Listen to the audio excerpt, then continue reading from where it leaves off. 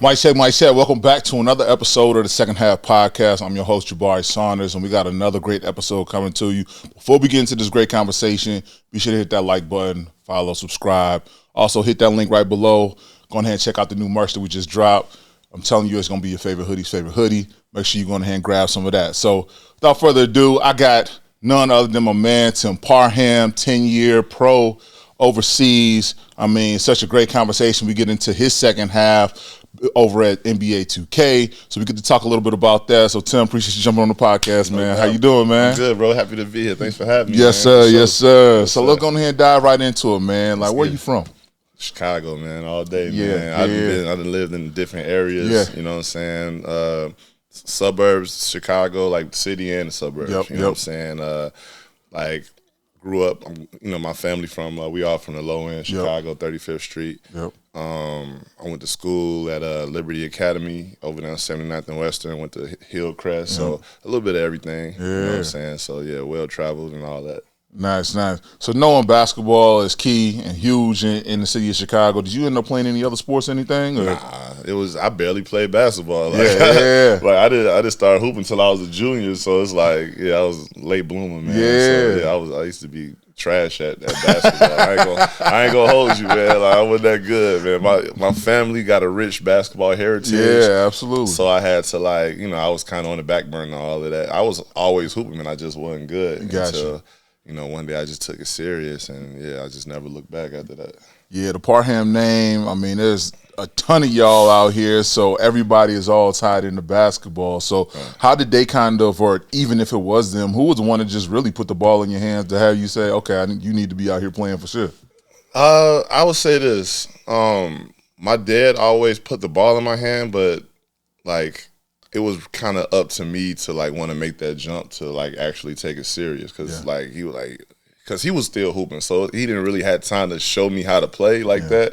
So he hey man, go out there with your cousins, put some dirt on your arm, you know what I'm saying, go get dirt, do whatever, learn how to play. So I'm like, all right, and they was always naturally better than me. So, but I was always hooping. Like my dad used to open the gym at Wendell Phillips. He used to work at Wendell Phillips over there in the Low. So they used to have these open runs over there, and we used to be in the girls' gym or whatever, working out where they in the the varsity gym. So yeah, man. So that's basically how it came about. And then, like I said, I didn't really take it serious till I got to high school. Yeah. And it was just situations that was going on. It was just all right, I'm in high school, so it's so I tried. I went to school actually my freshman year at on 95th and Troop. It used to be Longwood, but it was a Chicago International Charter School. Okay. It was called Sabis or whatever. So I went there my freshman year, and then that was the first year of them opening that school up. And it was kind of crazy. I think 5 of my friends got killed. It was crazy. So my mom nah, we ain't having this. So she took me up out of there and put me in Hillcrest. And then I tried out for the sophomore team, and I got cut. Yeah. I was like, the MJ story is man, y'all gonna cut me? They got me up out of there. They packed me up fast. I was like, damn, you know what I'm saying? I'm you know what I'm saying? But I get it, though, because I didn't put nothing into it. So I'm thinking, I can get out there and just try to, join the team. But, Hillcrest is what? Hillcrest has always been a really good program. Solid program, Yeah. And I'm trying out for the sophomore team that got cut. So I'm man, I got work to do, bro. So yeah, after that, man, I just took it serious. I was working out every single day. Me and my homie Dave, we would hit the courts over there on 167th and Pulaski, and we'd be over there every day that summer. And I just got better, man. And I think what really was the turning point for me, and this might sound a little crazy, was them varsities. Because, you playing 21, right? And that's a tough game to win because, back in the day, it used to be, 20, 30 people in the hole, you know what I'm saying? And everybody guarded you, so that kind of, built my offensive skills, especially, getting doubled and triple teams. You got to learn, especially when you got 19, you got 20 people guarding. Everybody guarding. Yeah, and then any way for you to win the game, you have to rebound. So that's how I got good at rebounds and got a knack for rebounding was I'm going against all these people in the rebound trying to get, you know what I'm saying, you can't win without getting a rebound. So that's kind of what I hone my game on. You got to be tough to win some varsity, especially in Chicago. So Yeah, absolutely. Yeah. You know what? It's funny you bring it up because I always say that you play varsity, you play 21, or you play 32. It's like, especially for Chicago versus, to me, other cities. It's like you go out here and play Chicago. You always got to finish at the rim. Like too many people shooting jumpers. You're trying to get to the rim, so that's how you always saw people like the Derrick Roses or the D Wade because we could take that bump. Yeah. You had to go up and rebound with the trees, whoever was down there, and you had to hoop, and that's what it was. You should literally get it out the mud out there for real. Yeah, I done got teeth knocked out, I done dislocated. Like I done had so many injuries just playing varsity, but you just get right back up and keep going, man. And that just got to be in your spirit. You know what I'm saying? Like you can't. You get used to that. You're around them people. It's like you got to be tough. Yep, you know what I'm saying? So it kind of builds everything around you, especially, you know what I'm saying, your toughness and all that. So that's where I got a lot of that from. A lot of people don't know that. But yeah, them 21s is tough in Chicago, man. Like I said, you got 20 dudes, you know what I'm saying, trying to stop you, and you know they'll hack you, and it's no fouls. You know what I'm saying? Man, so it's like you got to get it how you live. Exactly. That's how it was. Nah, I miss them days. I feel like that's missing. That's a part of the game that's being missed right now. That's a fact, man. So you about 6'9", sitting in this chair already. Did you hit that growth spurt in your sophomore year, or did that happen later on? I think between my sophomore and junior year, I grew like 4-5 inches. I just grew, man. It's just like, I don't know. I was drinking a lot of milk, getting a lot of sleep, waking up with the growing pain. Like, man, my legs hurt today. What's going on? You know what I'm saying? Knees feeling crazy. So I hit a growth spurt, man, and I was always aggressive. I, like, no matter what my skill set was and my coordination, I was always super aggressive. You know, you can't teach aggressiveness at all. So I think I used that as an advantage point to, like, you know, win over the coaches because, like I said, you can't teach that. So, like you said, so you go from not making a sophomore team, growing 5-6 inches, and playing for a prestigious school such as Hillcrest, because you guys had some guys over there who could hoop. I mean, I remember O'Darty Blankson, who was over there. You had Armand Gates, who's now coaching down there in Oklahoma. Like, y'all had guys that could play. Rio Logan was over there. Just like, imagine. All right, so imagine this. I'm a guy they don't know nothing about. It's like, I'm just, like, I was playing in the gym jams. Gym jams is like basically like guys that's on the team and like guys that's like prospects that could probably make the team. And I was killing the gym jams, you know what I'm saying? I never played like official basketball under the whistle at all. Like, so they saw me and, you know, they invited me to the tryout and I was doing my thing and ended up making the team. So then that's like, all right, I'm on a team. I didn't know nothing about basketball, like you know what I'm saying, like playing under the whistle, like presses, like defenses, like, you know what I'm saying, like, so I'm just like in the locker room and we playing against Bloom. That's like my first like basketball like official, and you know, got Rio Logan. They used to kill me. Rio Logan, Manuel Randall, Dot. You know what I'm saying? Like we had some dogs, man. We was number 2 in the state. We was number 6 in the country, and we wasn't even number 1 in the state. So that tell you how tough, like, Chicago basketball was. It was Westinghouse who was number 1. They had beat Oak Hill that year. And, yeah, man, we won a Bloom tournament or whatever, but it was crazy, like, just being around those guys every day. They, like I said, they used to beat the hell out of me in practice. But I wasn't the type of dude to back down. Like, I was always getting, like, 1% better every single day. So they kind of noticed that, and I just noticed, like, I remember one day I was in class, me and Dot was in class or whatever, and Dot just had a lot of women back in the day, like, especially at Hillcrest. So, like, I was like, damn, this dude got all the chicks, he whatever. So I'm like, man, he like ATP. He like, man, one day you can have it like this, bro. I said, I'll never forget that. Like, I'll never forget that. He like, bro, one day you can have it like this, man. Just keep working.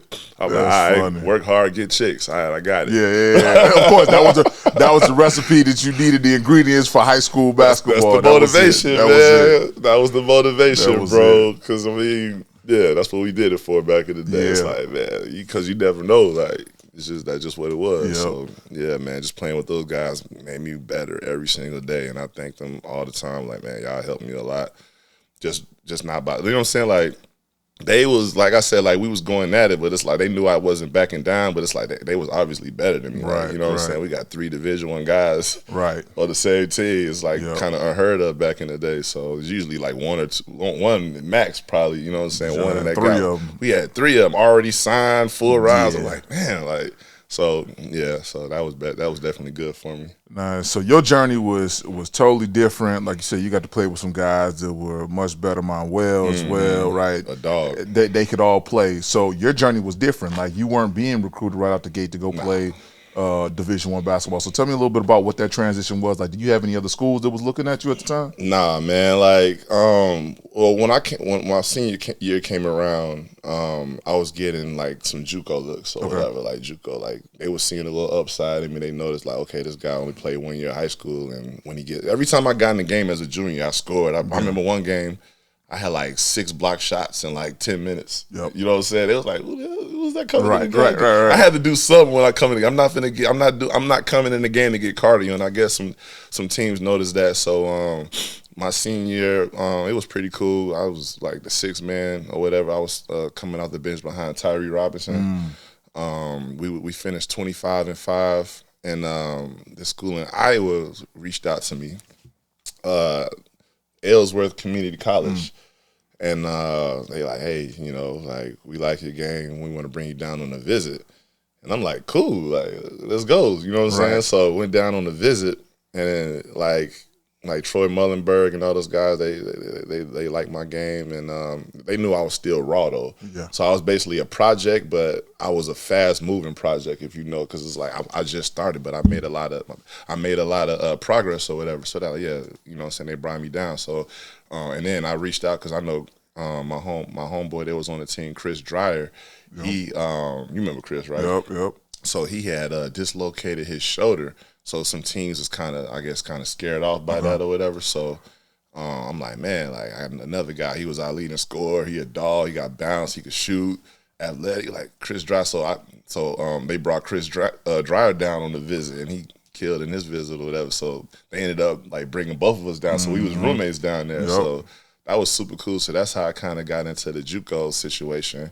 And man, JUCO just took off for me, man. Yeah. Like I did my thing in JUCO. Like I started out kind of slow because it's like a whole different level from, you know what I'm saying, high school. But then we ended up beating like the #1 ranked team, Southeastern, not Northeast, South, one of them teams. They was like the #1. We beat them at home. And like, I don't know, it's just something like clicked in me, and it's just like I just started dunking everything. Like in the game, I was getting like 4 or 5 dunks a game. And it was just like, I just kind of got obsessed with like just rebounding and dunking, and just like, because I never like got that type of playing time, and I never really got that type of like, you know what I'm saying, like experience. So when I'm out there, I just took that time serious, and you know what I'm saying, I'm like, I'm about to just kill everybody. Yep. Like, you know what I'm saying? It finally clicked for you. Let me get after it. It just clicked. So like, I think in the second half, no pun, but yeah, the second half of that season, I think I was getting like 20 and 15 a game. And I had started getting all these D1 offers, and like, you know what I'm saying? So like K-State, Illinois State, Iowa, all these big time schools. Yep. And I was going to commit to Iowa. They was really on my radar. So one day I went down to a game, an Iowa game. P was down there playing against Iowa, whatever. You know what I'm saying? It's like, Pierre Pierce, and they had Reggie Evans and Luke Record. They was like #5 in the country. I'm like, damn, they playing against UMES. Yep. So then P like, man, you need to come down here. So then that summer, I came back. I did my thing. I'm still getting all these crazy letters. So then that summer, I go down and I play in the Pro-Am at IIT. Okay, yep. And I come off the bench, and like, you know, they're like, okay, you played 1 year JUCO, whatever. So then I came off the bench, and I think I had like 25 off the bench, something crazy. And then after that, I was playing with the YVI Rockets. I was playing with Dildy. I don't know if you remember Garland Dildy. He was coach at what's it called? What's the name of that JUCO on 63rd, 69th? Dang. Why am I drawing a blank to it? Yeah, man. Come on, man. Dang. It'll come back. It'll come back. Dildy was over there coaching. Yeah. Dildy, so he wanted me to go there. I'm like, man, I ain't trying to go to JUCO in Chicago, man. I just came from Iowa or whatever. So he was trying to get me to go down there. Kennedy King. There you go. Kennedy King. Kennedy King. Yeah. So I was like, man, I got a bunch of homies that was on that team, but I just chose not to go there. So I went to another JUCO. So that summer, like that was like my biggest summer of basketball, I think, because it's like he gave me a chance, and I'm out there playing against pros. People sleep on the IIT Pro-Am. Like the IIT Pro-Am used to have nothing but dogs, and that was when Adidas was running that Pro-Am. Yes. Antoine Walker and his A Foundation. Yes. You know, you had Luther Head, you had Will Bynum, and Sharon Cop. You had Sean Marion. So many names that was coming back. Yeah, Amari in that hot box of a gym, man. That thing was blazing super hot, every summer. Super hot. Yeah. So they just saw me doing my thing. I'm just like, and then like what P said, he saw me. He said he saw me like I was guarding. What's dude that went to DePaul? Paul McPherson. I'm guarding Paul McPherson. He was the best player on their team. And I get down in the stands, and I'm a big man. I'm like cutting him off. And P like, this mother just got down in the stands and guarded Paul. Much respect to Paul. That's my dog. But he just got in the stands and guarded Paul like that. He a big. He was like, you know what I'm saying? Like he expected me to be slow, but I was quick. You know what I'm saying? So that's when they had brought me down for an official visit at UMES. Yeah. And I loved it, man. Like another Parham, Paris Parham brings you down to Maryland Eastern Shore. Yeah, man. At HBCU World. And I didn't even know nothing about the HBCU D1, D3, D2, none of that. Because like I said, this is probably my second, third year playing organized basketball. You know what I'm saying? So I wasn't even really into it like that. I'm just like, all right, whatever, I go wherever. I didn't really have that guidance until P, but I didn't really have that guidance of like, you should go here, you should go there, check this school out, look at this, what they doing here. Like, so I just wanted to hoop, man, because like I said, I didn't start playing till my junior year, so anything after that is I'm playing with house money.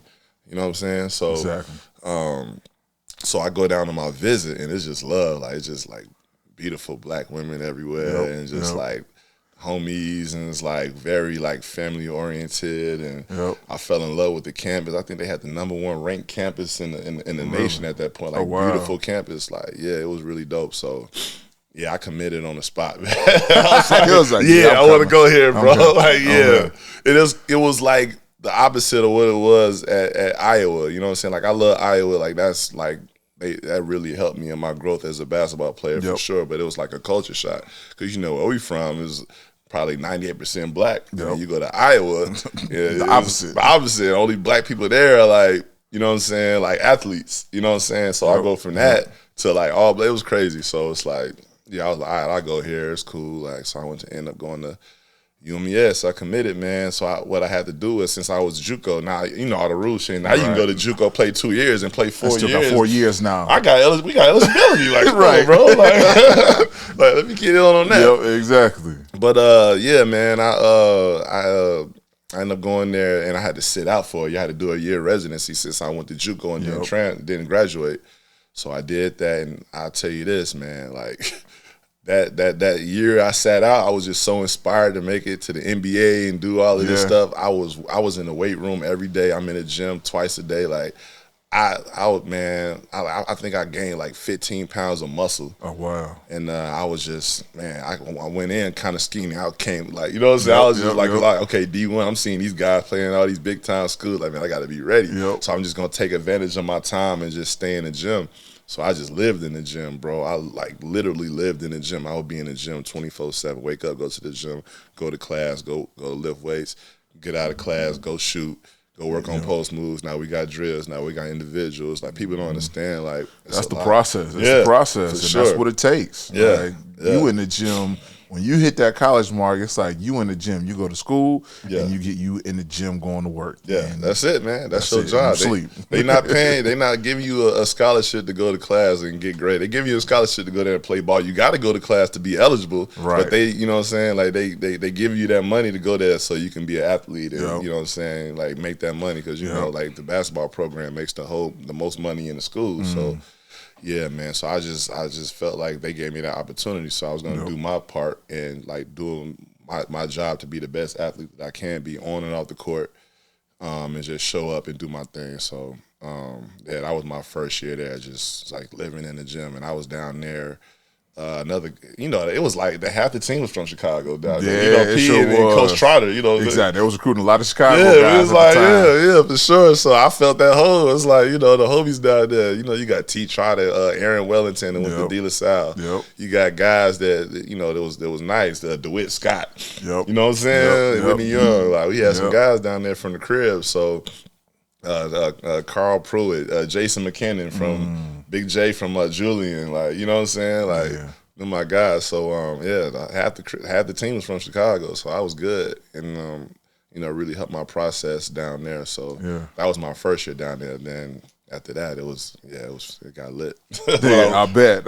Tell me a little bit about what that dynamic was. Being at an HBCU, right? You in a conference like you said, you with Howard Hampton and so many others, right? Like, tell me what that kind of cultural experience was of being an athlete on campus, being around. Tell me what that was like, bro. So just imagine, man, like you going to these schools that got these world-renowned bands and historical campuses. You go down to FAMU. I'm in the layup line, the world famous FAMU. You know what I'm saying? Drum like the line and all that, like doing their thing. I'm like, wow, like what I'm saying? Like, if you ever seen the movie Drumline, you'll understand like what the whole HBCU experience was. But it was awesome, man. Just the pride that they have in the culture and just like, you know what I'm saying? Like how everybody moves and everybody's just proud to be there, man. And like UMES is I love that school, man. Like just going to other schools like Howard, Hampton, going to Virginia, you going, like I said, you going to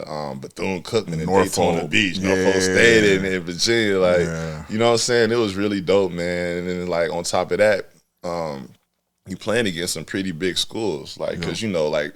We the small D1, so it's like we get paid to play. We get paid to get beat up on by the big D1s. But I used to kill it. You know what I'm saying? It's like, who was some of the big schools y'all played? Played against Iowa.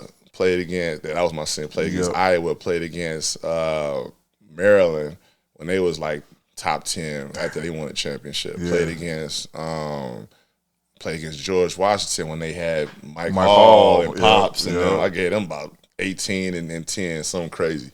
I don't know, it was cool because I always wanted to see my name on that ticker on ESPN after the game. They'd be like, the ticker after the game, Tim Parham. So, okay, I represent you. Like, you know what I'm saying? Yeah. So, I don't know, we played against a ton of big schools, man, and like Pittsburgh. We played against a lot of schools. Played against Virginia Tech, St. John's, played against Rutgers, played against – it was cool, man, just playing against all those big-time schools, all those guys. And like I said, like, I was doing my thing against them big schools, man. I wasn't scared. Like, we go get killed, but, hey, like, I'm going to put my numbers up put your name up there. Exactly. That's all you can really do at that point, man. So, bro, so that was really cool. And, like, just going to those different areas and just, like, you playing against these guys, and it was some guys that went to the league out of that conference. Like, who else went to the league? Joshua Blunt.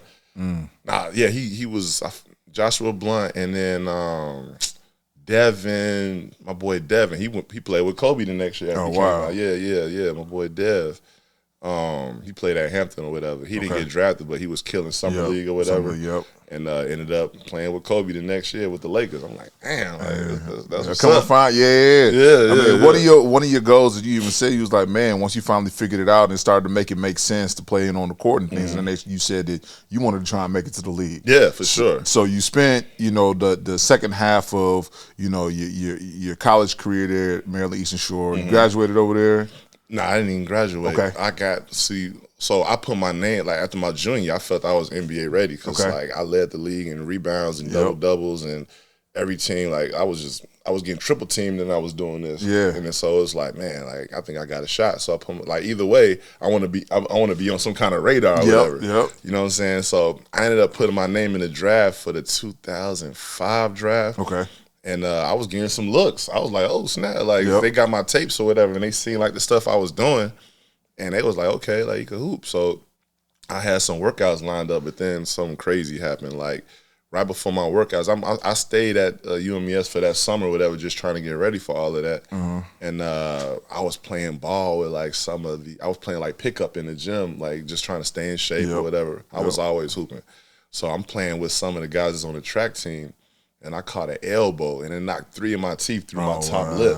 So yeah, so like basically I had to get 40 stitches in my face, like 20 here, 20 on the inside, 20 on the outside, and I had to get braces. I couldn't eat solid food for like probably like almost 2 months. Oh, wow. Yeah, I'm like, I had to eat like soup. I lost like 20 pounds, so I had to take my name out the draft, bro. Like I couldn't do nothing. That was crazy. So yeah, man. So I ended up just withdrawing, and that was probably a good thing because it's like, okay, I come back my senior year and put up even more numbers, which I did. But yeah, man, I was just testing the waters. Yeah, I didn't even get a chance to showcase that because I had some workouts and all that lined up. Yep. And yeah, man, next thing you know, I couldn't eat, I couldn't do nothing. So like, yeah, I had to get braces, everything, bro. Oh, wow. So it was bad. But yeah, we bounced back from that. Man. Yeah, exactly. Yeah. So at that time, then you were looking at it, you're like, okay, I'll put my name in the draft. Mm-hmm.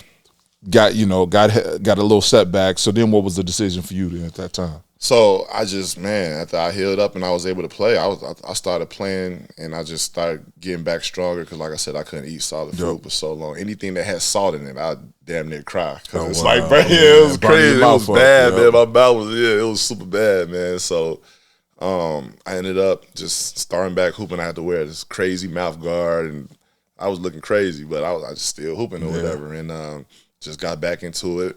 Went back to Chicago, and that's that summer. That's the summer that was really crazy. Another summer I was playing on the Pro-Am team, and we went to the championship at IIT. I think I went to the championship 2 years in a row. We went IIT the next year when it was at Whitney Young. Yep. We was there, and so that was the year they had on the same team. They had Twan Walker, they had Tony Allen, they had Sharon Collins. They stacked their team up. Luther Head. They had Sean. I think it was me, James Peters. It was who else? Henry Domerkrant. HD. HD. We had Arnie Duncan on that team. Arnie he was played like with the y'all. starting 2 guard. Yeah. Arnie can hoop. And I was the center, so like I'm starting. I'm like, you know what I'm saying? I was killing. It was like, man, they had Luther Head. They had some dogs, man. So.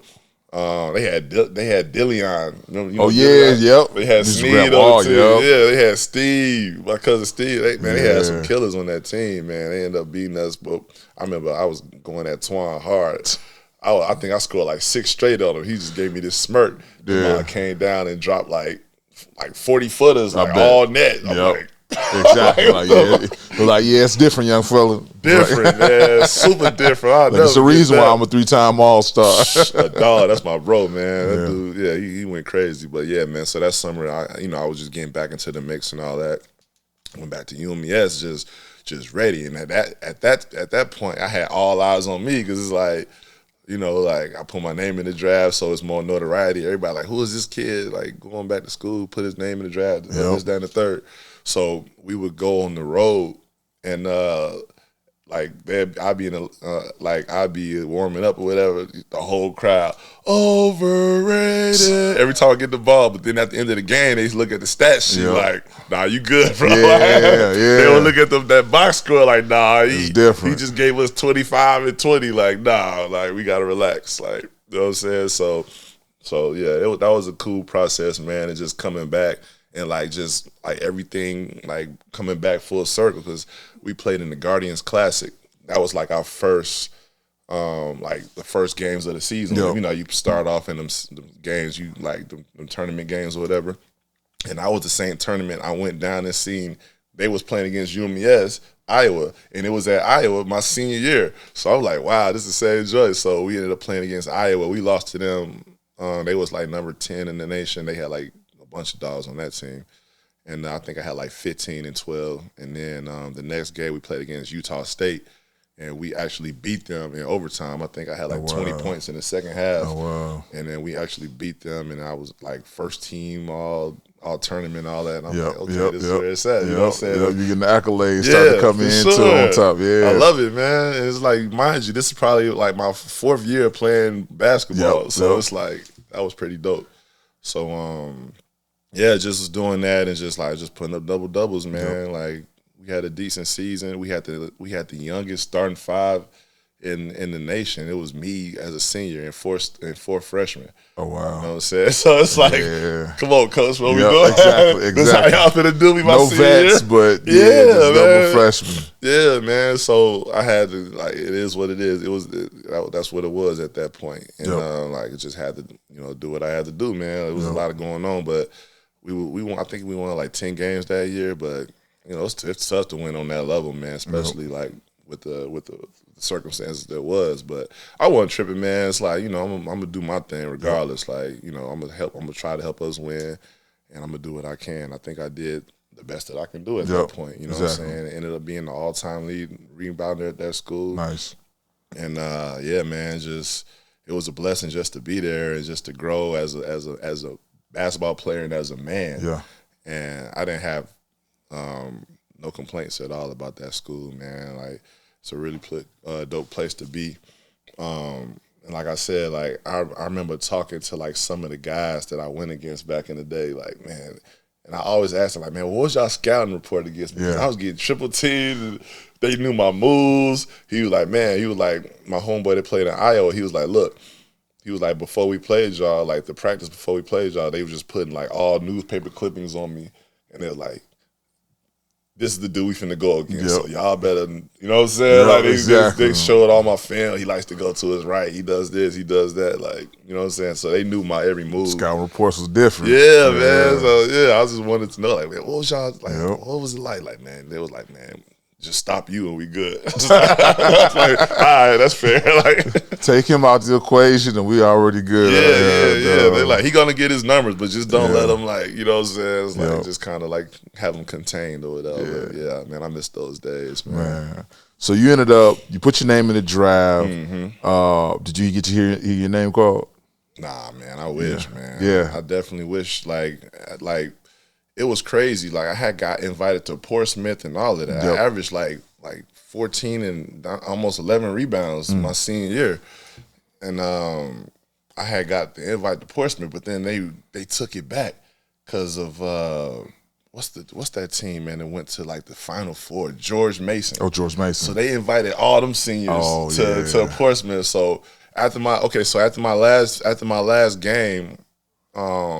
After my last game at UMES, I was out. I already had an agent in mind, so they flew me out to Cleveland, and I was doing like the speed strength systems thing. So basically, that's what LeBron was doing. That's how he was. It was in like Euclid, Ohio. It was this gym that was just like a heavy, intense like gym, like training or whatever. So I was doing that, just getting ready for anything. You know what I'm saying? So. And then I actually met LeBron over there because my point guard, Ali Samabali, was LeBron's point guard in high school. Before Drew and all that. Well, Drew was there, but he was 2 years older. Yeah. So he's my age or whatever. So Ali introduced me. So it was a really dope experience. And then I didn't get my name called, but I was on the Bulls Summer League that year. I did my thing with the Bulls Summer League, and then I ended up going to Poland after that. I went straight to Poland. And I went to Poland with, I was like, all right, let's start this overseas thing. I ended up going to Poland, and I went to Poland with David Moss. Oh, did you? We was on the same team. Wow. All at the crib. Makes sense. So my dog Moss, so we on the same squad. What was the name? I forgot I know we was at, what's the name? Oh, it was Grudziądz, Poland or whatever. Whatever. So that was a dope experience. That was my first year. Poland was a trip, man. Like, it was pretty crazy out there. We experienced a lot of racism. And like, I can tell you a crazy story. So one day, like, we walking back from the store or whatever, it's just me, him, and Kevin Hamilton. Shout out to Kevin Hamilton with the Holy Cross. They all went to the tournament or whatever. It was dope. So we walking back from the store. We got food, beer, whatever. Just walking back to apartments, and it sounded like somebody dropped something. And I turned around like, y'all dropped something? Like, nah, we turned around. It's these dudes throwing stuff at us. Wow. Yeah. And they like screaming at us, get out of our country. Poland is white. Calling us all types of, I'm like, what the, you know what I'm saying? So it was just, that whole experience was and they had on masks and all that stuff. And we just like, bro, what is going on? It was a wild experience, man. But yeah, I ended up going to Poland. I ended up getting hurt in Poland after my first few games. I had like a hamstring, like I think I messed my hamstring up, and then they had shot me with like some cortisone, and it messed me up even more. Course, I was like, I could barely walk. Yeah, man, I could barely walk. So I ended up going back to the crib, rehabbing, and then by that time I was getting ready for the D League back in the day. So. You know what I'm saying? Because after the summer league, it was a really good look. And I think the rookies on that team was like Tyrus Thomas and Tabo Cephalosha. So they was really dope. Shout out to them and the whole Bulls organization. So yeah, man. So I'm just like, all right, get ready for the D League. I was rehabbing or whatever. I got back right, and I ended up getting drafted. I think in the third round to a new team. It was the Bakersfield Gym. Okay. Yeah. So I'm out there, and that was a really cool experience. You know what I'm saying? I did that. So that was basically my first year.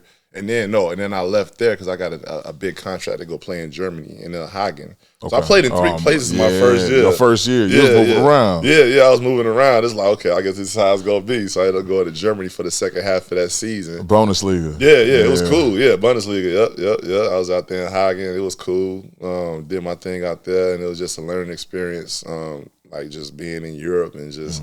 Like how they move and just that European, it was dope, man. Like I loved experience. it. I tell people all the time, like if you get the opportunity to play overseas, play in Europe, like go, because you're gonna enjoy not just what you're doing on court, but like the culture and just you know what I'm saying, and just living it and enjoying it. Straight up, man. It was a blast, man. I had a blast in Germany, man. Like just the basketball and there was a lot of growth out there and just the nightlife and just the people, like everything was smooth, man. I couldn't complain about Germany at all. Yeah, it was super dope.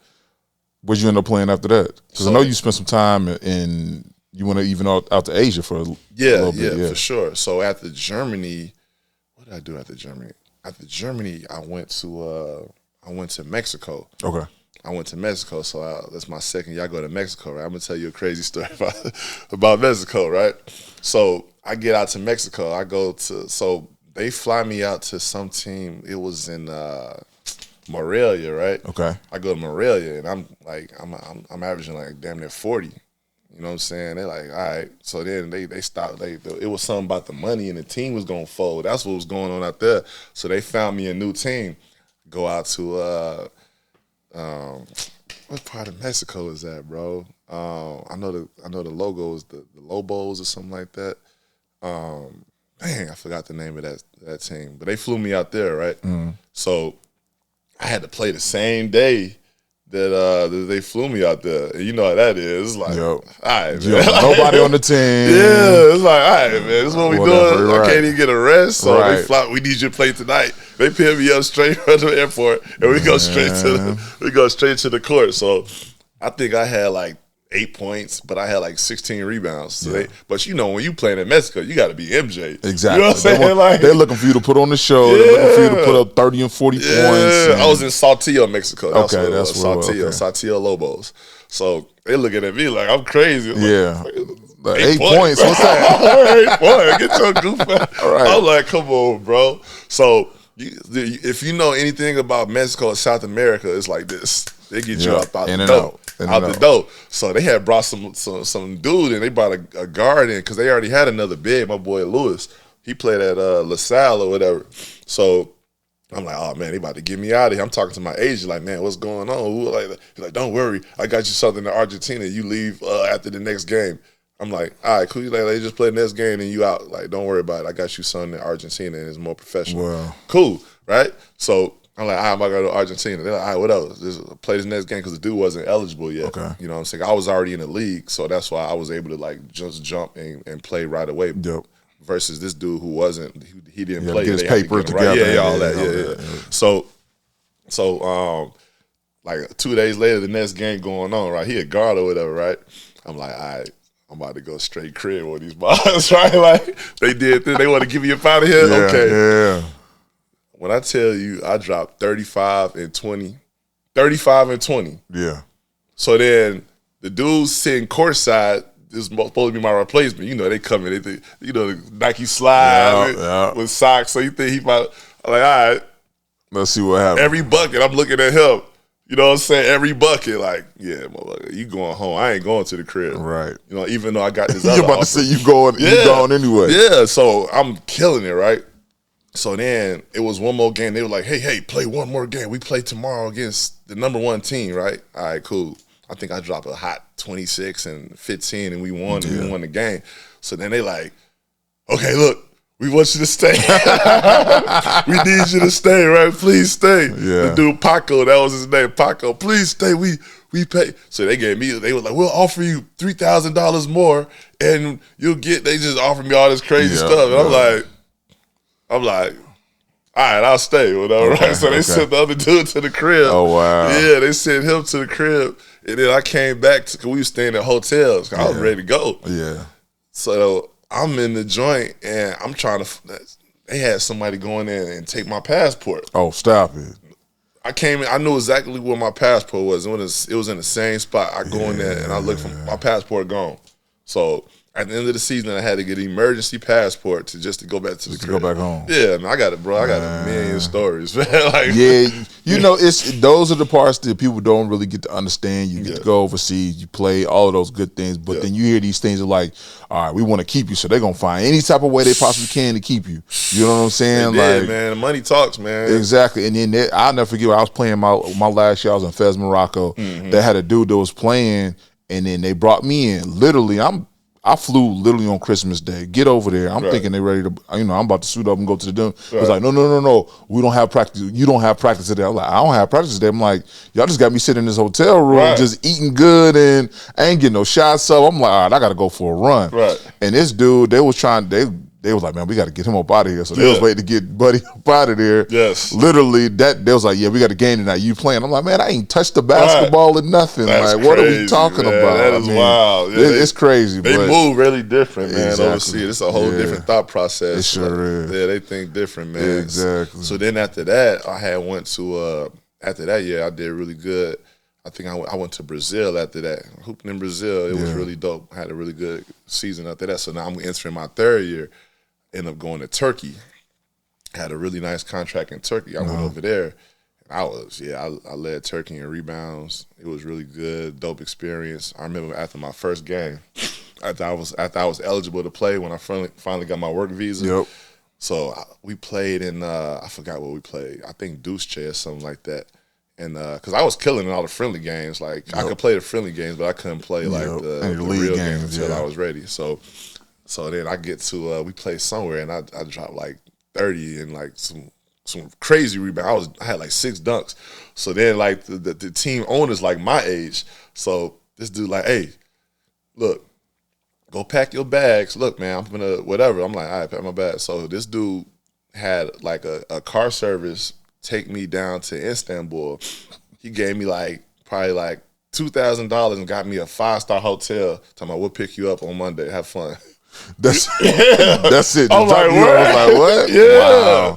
Wow. So I'm just down there like, yo, I mean, it was crazy, man. Like just that lifestyle, that nightlife, and just like the beautiful mosques and the Black Sea right there, and it's just like the culture, like just being out there in Istanbul, and this dude just like gave me just this crazy bonus and just put me in this 5-star hotel, and everything paid for. Like, all right, we'll see you Monday. Have a good time. I'm just like, wow. Yeah. You know what I'm saying? It was a beautiful thing. So, you know, they show love in Turkey, man. I had a blast out in Turkey, did my thing. That's another league when I was just like, I'm just going to dunk everything, bro. Yeah. Like, that was just my mentality, like, man, just go hard as possible, man. They loved it or whatever. Because I was never a shooter, but I was, you know what I'm saying? Like, I get in that pain, it get a little nasty. So after that, I got invited to, like, training camp with the Bulls. Okay.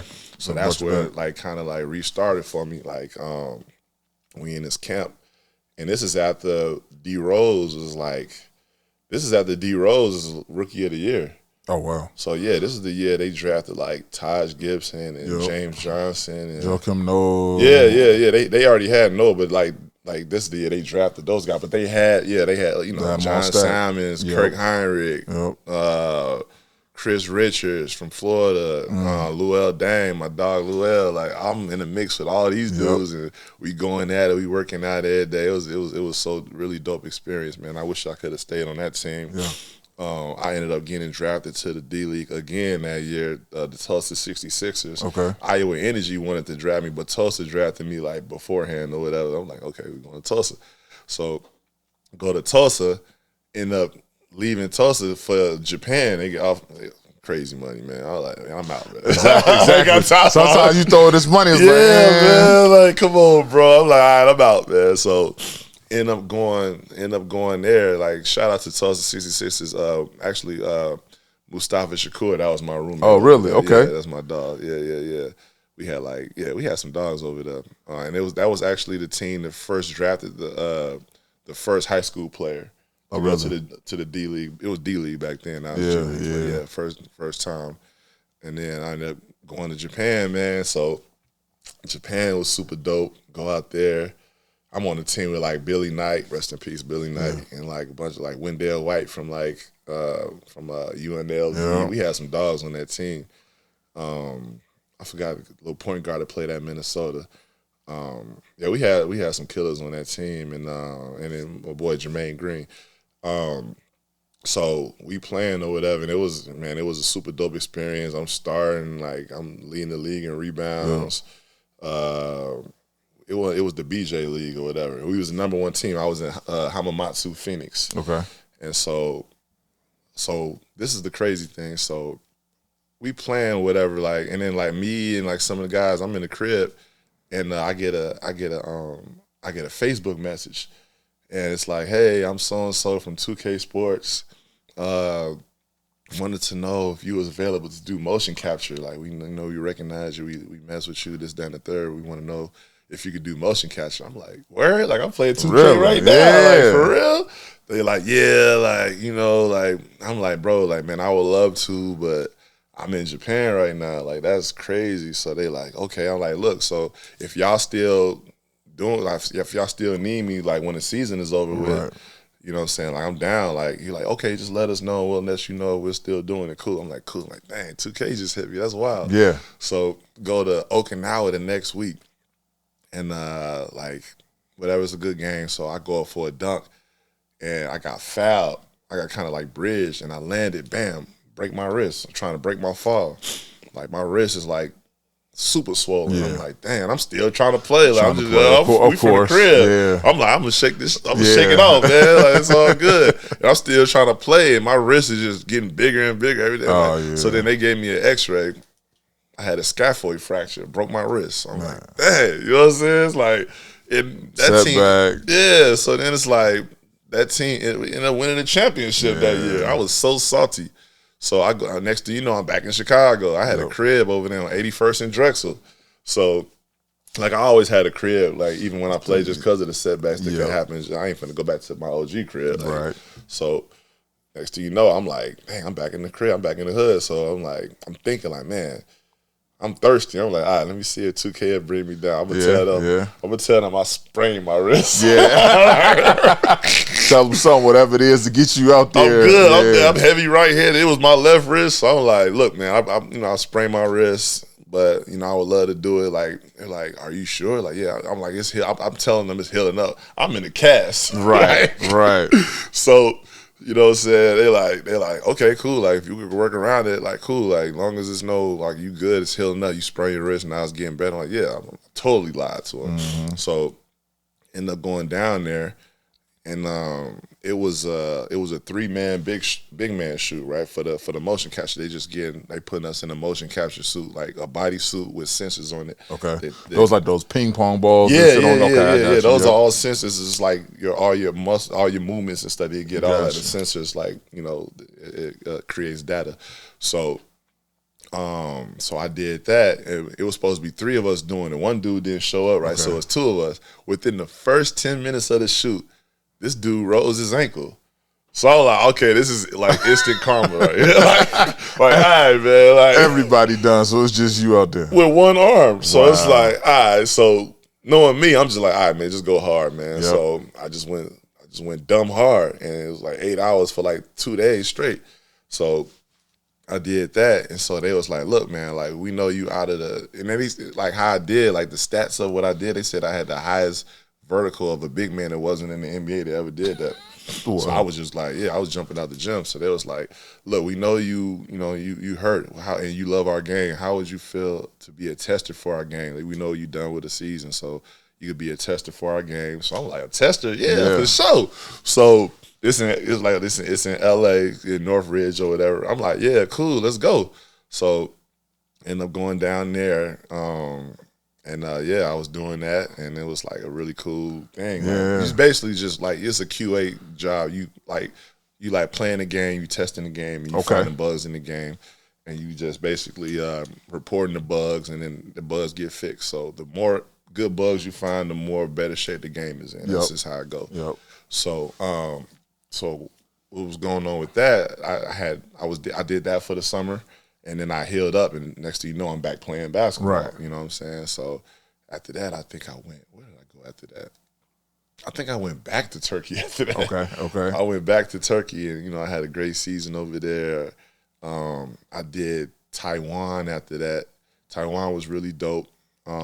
Played in Taiwan for like 6 games, and then I left, bro. I had a crazy offer to go play in Dubai. Okay, yeah. So ended up playing in Dubai, and then I think I averaged like 27 and 16 in Dubai. It's so stupid, right? But I'm a young guy playing in Dubai. Like, Dubai is like where you go when you like riding off into the sunset as an NBA player. You know what I'm saying? So like I know Jamario Moon went to the team after me or whatever. That's my dog. But yeah, man, I went to Dubai, did my thing, and then I was supposed to go and play in Iran, right? And my agent, like, look, this is gonna be a minute because there was a lot going on over there. Of course, it always is. There was a lot going on over there. So my agent, like, look, why don't you go to Canada just to stay in shape? Because they got a league over there. It's pretty good. It's all Americans, few Canadians.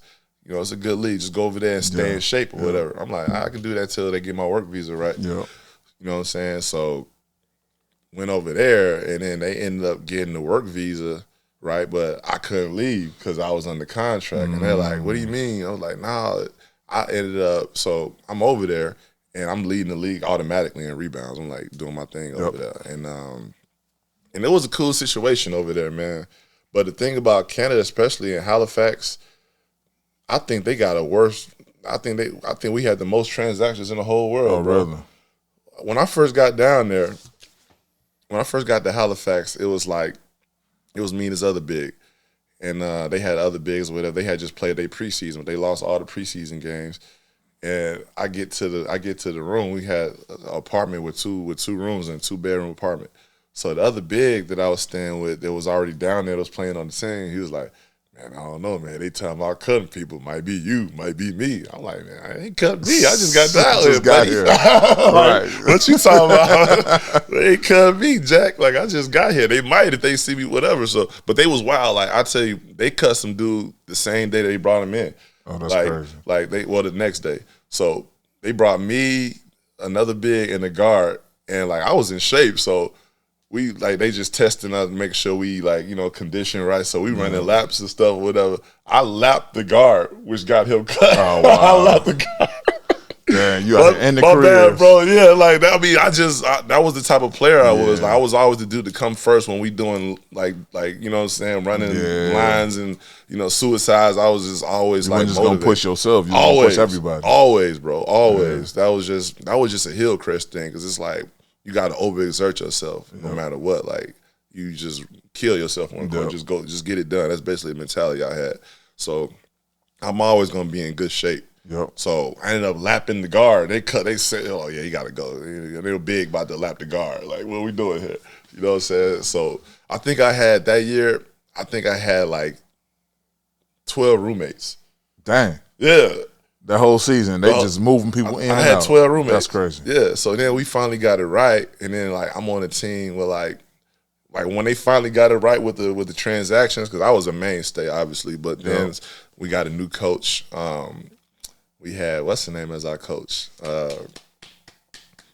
Craig Hodges. Oh, really? Yeah. Okay. Craig Hodges was our coach, and then we had lethal shooter Chris Matthews. That was my 2 guard. Okay.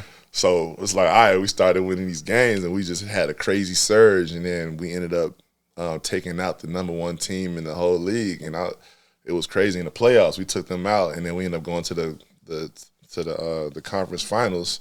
We lost in Game 7 of the conference finals, but like we was the worst team, and then we just like kind of like went on a surge. Yep. And it's like it was crazy, man. So then after that season, they told me I was like I broke all the records for rebounds. I'm the all-time leading rebounder in that league. Doubles, all of that, like average crazy numbers over there. And it was a really good league because it was Americans. Yep. You know what I'm saying? It's like guys that play in the league, like a bunch of guys. We had a guy, he just passed away from UConn, Stanley Robinson. Okay. He was in that league. The kid that played I know this other guy played on the Pistons. He played in the league. There's a bunch of guys that was in the NBA that played in that league. That was pretty good. Okay. And then so then that next year they wanted me to come back. They offered me more money. I'm like, cool. I enjoyed the league. Yep. And then like I love playing under Craig Hodges. Like that was the realest coach in the world. Like, you know, he from the crib. Exactly. Like he played with MJ. Exactly. Yeah, like you know the game. That boy left to go. We was in the middle of the season. He left to go to North Korea to go with Dennis Rodman, and then when they went on that little expedition, came back Came back with a whole other story. Going crazy, man. He got so many stories, man. So much inside stuff with that dude, man. I bet. It was really dope, man. Just playing with him. So then I'm like, okay, I'll come back if I'm playing for Craig. Like Craig, like that's my dog. So I ended up like re-signing, and then like Craig didn't come back after the last minute. And they brought in some like Spanish coach, and I'm just like, what? And that dude had no like concept of like how to treat vets. So at that time, I'm a vet, and he got me like doing stuff that like rookies should be doing in practice. It's like, man, you got to save your vets for the game. But he wasn't really like understanding that. So I ended up getting traded to Windsor, and that's like next to Detroit. Yep. So can you imagine? All right, they traded me here, right? They had just won a championship the year before.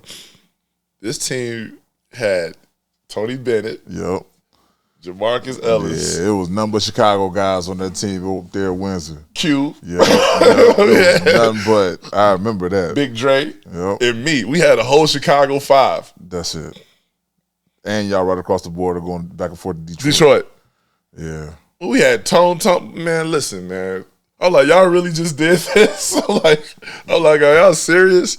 So, yeah, man, with that team, like, it was a beautiful thing, man, just being down there with all them guys, and, like, the city of Windsor was awesome. My boy Gary, it was a really dope experience, man, and, like, we ended up winning a championship out there. I'm like, all right, cool. Y'all you know what I'm saying? So, yeah, man, and, so that was a really dope experience, man, for sure. Just especially playing with Chicago guys, all on the same team. We all pulling for each other. Yep. You know, Quinnell Brown and all those guys, man. It was really super dope, man. So when you started to come to the end of your career, was it just time for you that you was like, all right, it's time to go ahead and shoes up? So I had a kid on the way in Halifax. Okay. So, and then they traded me, so I was kind of salty about that. Like, damn, bro. Right. I was like, I came back for y'all, and y'all, you know what I'm saying? Like, it's all right. I was like, I understand it's a business or whatever. So, like, when I had my shorty, it was just like, all right, this is 2015, right? So then, like, I had traveled so many places, man. I played in, like, 25 plus. The stuff that I didn't even mention here. Like, I played all over Venezuela, like, 3 times. Played in Brazil, played in Chile, played in Bolivia, played in Peru, played in Argentina, played in Uruguay. I played in Uruguay with Parrish Brown. Okay. You know what I'm saying? Like I played, all over the world. And it's just like, what else do I got to accomplish here? I won a championship. Yeah. You know what I'm saying? And I'm about to be inducted into the Hall of Fame at my school. Like, you know what I'm saying? Bounced around the NBA a little bit. You know what I'm saying? Like in 2015, I was with the Clippers. I didn't mention that. Like, after my first year with Halifax, I was with the Clippers training camp. Okay, so you was with them. Okay. Yeah, it was really cool. And it's like in the pre-training camp, like everybody's down there, like all these guys, like KD, LeBron, like all these dudes coming in LA. They live in LA. It's like a nice little run or whatever. Chris Paul, like super dope, playing against like Blake Griffin every day and Big Dre It was crazy. I was holding my own, bro. It was guys coming to me like, man, who are you? Like, who are you? Like, you doing your thing? Bit, huh? Yeah, like, God, like, man, I was like the only dude that wasn't on the NBA team that was there. Like, you know what I'm saying? Like, I ain't gonna lie. I dunked on KD twice. Okay. All right. You said I got that one in the bank. Yo, I do. I remember this one made all the people come up to me. And shout out to my boy, so many names.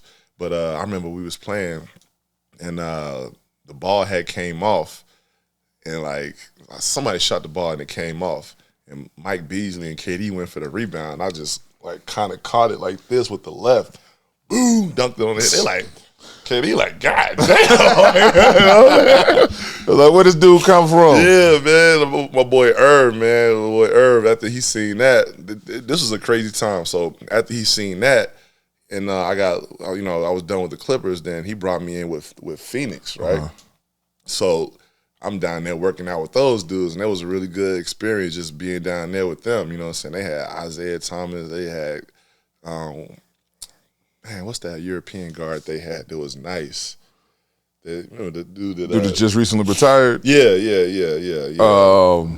Start with looking at his name.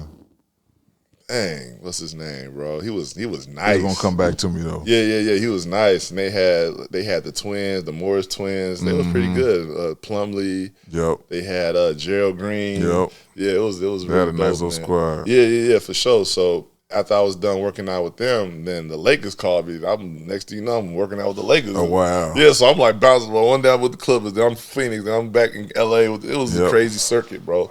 And then it's like, man, this is awesome, man. It's like I'm in the mix with all these dudes, man. And then that's when I went back to Canada. I was already under contract with them, so I'm like, whatever. If the NBA team want to sign me, I can just go back to Canada. So that's when the Windsor thing happened after that. But then, so after I had my son, I'm like, I got to figure something out because I want to be like hands-on with him. Like, I don't want to be an absentee father playing, you know what I'm saying? And he's here, and like I live here. Like, I wasn't trying to do all that. So I was like, all right, so what I'll do is I'll play one more year, and then I'll figure this thing out after that. So I did China again, and then I was in Venezuela. I did 6 months in China, 6 months in Venezuela. Okay. And at the Venezuela, I had an offer to go play in Colombia. So then I kept a real good relationship with 2K, and I got an offer to be an intern. Oh, wow. So I'm like, damn, like, so what do I do? Like, do I keep playing or do I do this intern shit? So I was like, all right, because I'm like 31, 32 at the time, so I was still kind of young. Yeah. So I was like, all right, I'll do the internship. Okay. And if it don't work out, I can go back to playing and figure something else out. Right. I never played another game of basketball. That was it. And I was in 2016. Wow. Yeah, man. So did you even have a plan to say, okay, this is my last time? You just said it, all right, I'm gonna play this last year. That was it. But you didn't have a plan as far as like what was gonna happen next. I didn't. I was just going. I was gonna find something, man. Like, you know, we got to find something. Yeah. You know what I'm saying? I will figure something. Yeah. I just ain't want to be 40 years old. Talking about who hiring. Yeah. You know what I'm saying? Yeah. Like keep playing, and then a lot of that's going on. So I ain't want to be one of them dudes that just play, and then they come back with no job and nothing to fall back on. You know what I'm saying? You got to think ahead of time, and you can't just let it slap you in the face when it's all over with, because then you're going to be asked out. Yep. So I just took upon that opportunity, man. I just made the best out of it. Worked really hard at the internship. I was there all the time. Yep. I was just showing them that I wanted to be there. You know what I'm saying? Because like when you play ball on a professional level, most like 80% of it is mental. You got to show them that you want to be there. You got to be there early. You got to be a leader. You got to do so much more than just play basketball. Yeah, exactly. You know what I'm saying? Especially when you're not in this country. Yep. So it's like all that stuff was instilled in me. You know what I'm saying? Just experiences, being on time, doing this. Like, you know what I'm saying? All that was instilled in me. So I just took that expertise, you know what I'm saying, and every team I played on, I was a captain. I just took that and took that into the business world. And I just, you know what I'm saying? So it kind of worked. It's basically the same thing.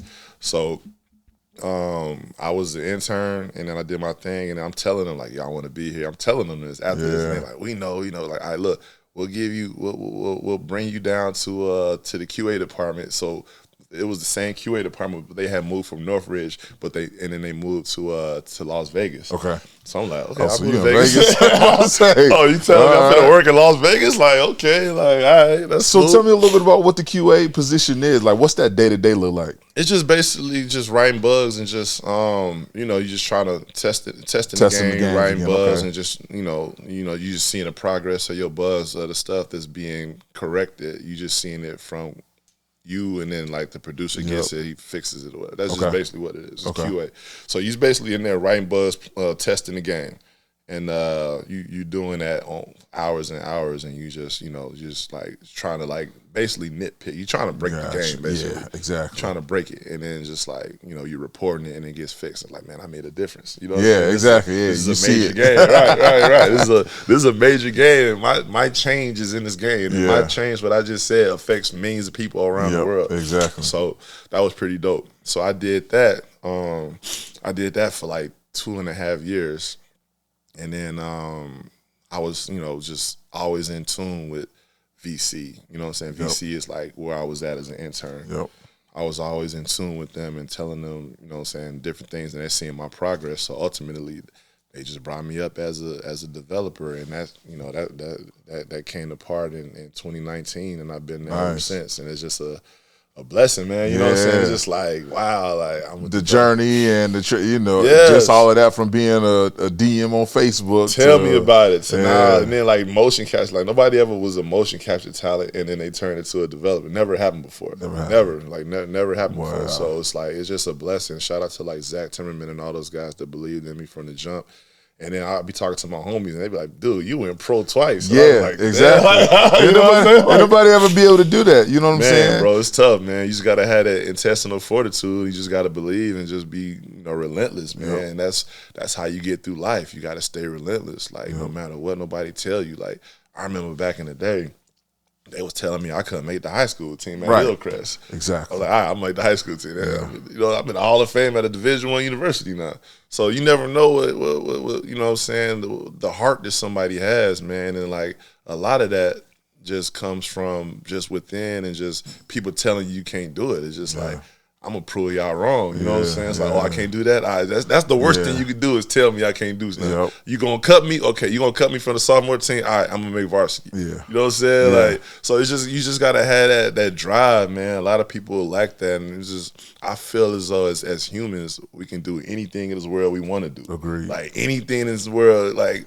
Who thought about somebody that could fly a plane? Like, who thought of that? You know what I'm saying? Like, anything that's, like, so far-fetched and it just becomes reality. It's like, I feel like we can do it. You gotta first believe, and you got to come up with a plan and just be relentless at it and just grind, man, and just don't let nobody tell you. Don't let nobody get you off your square. You're going to have setbacks, but don't let them set you back to whereas you feeling sorry for yourself. And, you know what I'm saying? You just gotta have that type of drive, man. Like, I just hope like people seeing this, they can understand. Like I was at the bottom of the barrel, but it's like, man, shit. Like if you really got that within you, bro, and you got that spirit and that heart and that drive, man, can't nobody really stop you. Only way you stop is if you stop yourself. You start listening to them, and I might not be cut out for this, or I might not be. Like, nah, man, do your self-doubt, thing, man. right? Just go in there and figure it out. Figure it out, bro. It's not that hard. Like you give up on yourself. That's what it is. Just say I could have did this. I shoulda, woulda, coulda. Like I would never been. I would never be trying to be that type of dude like ever, man. Like, I got a son to raise, and he look up to me. And I got to show him, like, you know what I'm saying? Like, because he gonna face setbacks. He gonna be, so I'm just trying to show him and, just try to be a leader in every way I can be. Now, while you've been over at 2K, like, first of all, 2K isn't just basketball. Like, they got all kinds of, so being a developer, are you working with all the other games as well? In your career, like, is it just basketball that you focus on? I'm strictly on the NBA team. Okay, so that makes sense. Gotcha. Strictly NBA. And when you a tester, sometimes they might have you testing another game for a minute. Like, hey, we go work on so and so. It's like, all right. But I'm strictly NBA. I'm the NBA development team, 2K Sports. So nice. But we do got a bunch of games. We got WWE. We got tennis. Yep. Yeah, we got quite a bit. Because I know I got a few games on it. Again, one of my boys, Jeremy Smith, used to work over there. He hey man, I got this game. Go ahead and try this on your Xbox That's and dope. your PlayStation. So That's I used cold. to throw the code in there and get right to it. So I had like WWE, I had golf, I had basketball, I had football. So getting to see it all come out, I'm like, okay, yeah, I can get used to this. You know what I'm saying? Get a little code here and there. That's dope. For sure. It's another world, man. Just being in that tech world and living in California is just like a whole nother beast, man. It's very expensive, but I just love it. Like, I'll stay. From the crib, I stayed 20 minutes from Napa Valley. Like, what? Like, you know what I'm saying? Whoever thought that you'd be doing that? Not only just that, but you were also exposed to so many different countries around the world and cultures and things of that nature. So it was easily adaptable for you to live in near Napa Valley. For sure, man. All that good stuff. It was a really good transition for me. 'Cause just like I said, like just being from here where it's 98% black and then going to Iowa and then coming back black and then going from country to country and seeing all these different experiences and different cultures. You take a bunch of that with you wherever you go, and it's just, that just becomes a part of you. You know what I'm saying? All them experiences, that's what your jacket is at a certain point. So just to bring that into the business world, it was an easy transition, you know what I'm saying? Because it's like, and I get along with everybody. I'm a hard worker, like, you know what I'm saying? So it was pretty dope to get that done for sure. For sure, man. So tell me this: what's next? Like you've been at 2K several years. You're able to you went from a tester on the game. Now you're a producer. Like what's next as far as that trajectory? You're in tech world. Like what's that space look like for you? I just want to keep growing, man. Man, the company is getting bigger and bigger, and the game is getting bigger and bigger and more bulky every single year. So basically you just taking on more stuff, being in charge of more features, just they trust you more. Like now I'm an OG up there. Now people up there look up to me versus when I first came up there. I'm like, oh, so I'm working with Zach Timmerman and Mike Wang and all these guys. Now it's like other guys coming in. It's just like it's just dope, man, just to be there and just to grow. So my thing is just growing and just trying to make the best video game every single year. That's our thing. Like we have to make the best basketball video game. Not just every year. It has to get better every year. It's just like a task, but you got to be up for that task. A lot of tedious work, a lot of things that you have to go through, and just to be able to do that is a blessing, man. And just to be on the inside, like just to even get some of my homeboys on, like Young Wayne. Now he been trying to get on with us since 2015 as the guy, and I was like, yo, we can do something special. He's pull him on. He's doing what he was doing at the Shot League in 2K. He's doing that in 2K now. Exactly. Look at Lethal Shooter.